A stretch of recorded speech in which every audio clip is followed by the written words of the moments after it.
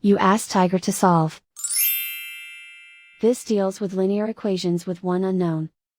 The final result is b equals -9/2. Let's solve it step by step. Simplify the expression. Group like terms. Simplify the arithmetic.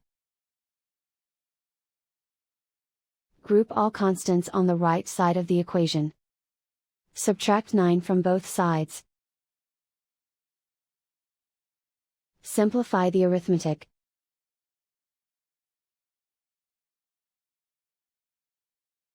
Isolate the b. Divide both sides by 2. Simplify the fraction. And so the final result is b equals -9/2.